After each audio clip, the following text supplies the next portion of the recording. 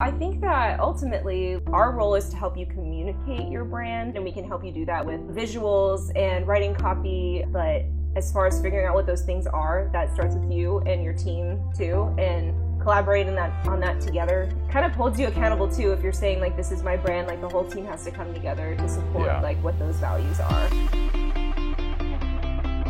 Hey everybody, what's up? Welcome to the 88 Show. This is the internet's only dental show where we talk about what matters most in marketing. I am your host, Joshua Scott, here in the Studio 88 offices on episode 140. And I've got a new special guest today. This is Hannah. Everybody say what's up, Hannah. Hannah, well, they can't say what's up. You can say, what's up? Yeah, let's reverse that because that makes more sense. How are you? I'm good. How are you? Good. Your first podcast. Yeah. How you feeling? Great. Yeah, is that truthful or no? It's about 60% truthful. Yeah. You wrote this month's article, so tell us a little bit about that, the title, and kind of how that came to be.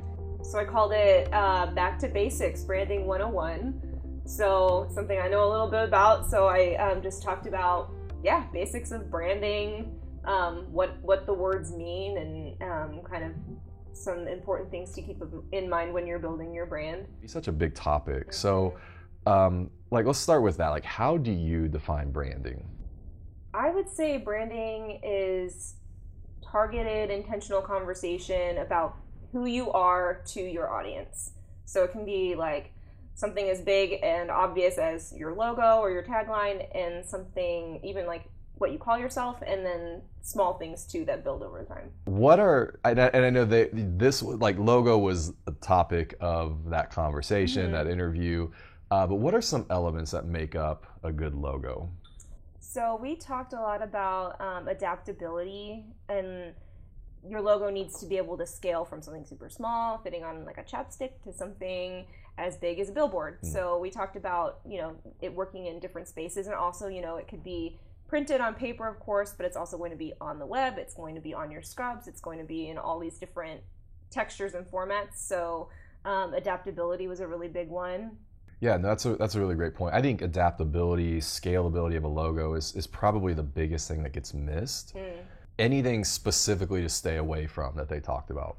Yeah, and they said you talk about this all the time too. So anything that reminds your customer or patient of like tooth extraction, or any sort of pain, like that might subliminally communicate a painful experience. Like, we steer clear of red usually because it's the color of blood. So in dentistry, those are some things that we try and stay away from. Yeah. So we're talking about logos, but I know your article kind of takes this bend in the direction of the importance of the person, the doctor, the team to the brand. How do they play into it? Well, I think that ultimately, like, our role is to help you communicate your brand, but it starts with you. So if you're the doctor, you are the lead of your team, and your values, what's important to you, are what you want to communicate with your brand, and we can help you do that with visuals and writing copy and everything like that. But as far as figuring out what those things are, that starts with you and your team too, and collaborating on that together just kind of holds you accountable too. If you're saying like, this is my brand, like the whole team has to come together to support like what those values are. Yeah, it can definitely create team alignment, kind of, for sure. What do you say to a doctor that's like, I just want to create a logo and get a website, and I don't like the brand, like me being part of it? Like, no. I think it's a missed opportunity. Like, that's a choice, but I think people are taking control of their healthcare more and more these days, and they want to go to someone that they can trust and who, you're going to draw the clients that align with your values, and those are the clients, those are the patients that you want, and those are the patients who are going to seek you out. So communicating that and letting people know what that is only going to help. I think it's interesting if you watch even the biggest brands out there, like you take an Amazon or something like that, and you're like, well, Jeff Bezos isn't, he's not playing a role in the brand of it. Like, it's not that personal. But even big companies like that have these human characteristics like built into their brands, and almost like these personalities. So I think whether or not because some doctors are really good at kind of leading the personal brand front, and then others are like, oh, I'm kind of more in the background. But I think it's giving your brands, like, what are the human values, the human characteristics as you move forward. So to take the pressure off of branding, you focused your article on some simple, easy ways to stay on brand. Yeah. So let's jump into those. The first you talk about is consistency. Why is consistency so important? Consistency is important because it eliminates confusion. So any confusion on what your brand is and what you're saying just doesn't help when you're trying to build trust with a customer. So you want your logo to be consistent, recognizable, and all of that, just so people know who you are and aren't confused about it, basically. Yeah. I mean, even like colors, I think even like the copy from the website, like if you're going to do a brochure, well, you already have the copy from the website, right? So like just continue to do that. Yeah. Do you think people, the reason we change stuff every time we do it is just because we get bored with it? Yeah, so if you're changing everything over and over again, your patience is going to be like, wait, is this the same practice? Did something happen? Are the same people still there, you know? Yeah, I think that like consistency, the biggest enemy to consistency, I think, is just boredom on our end, or we think like it has to change every time we touch it, and it doesn't. Right. Saying the same thing over for like the next 3 years is probably like your best friend.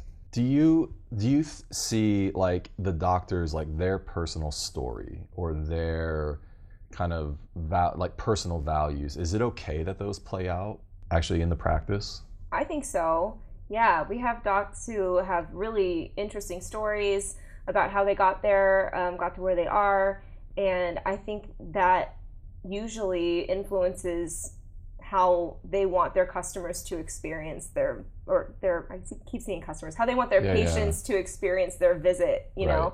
So, for example, I have one doc who really fought to get to where she was, didn't have a whole lot of guidance, didn't have a whole lot of help, and her most important thing for her patients is that it really feels like family there, really feels like you're supported, and just relaxed environment. And so I really think you can tie that back to the doctor's story. Yeah.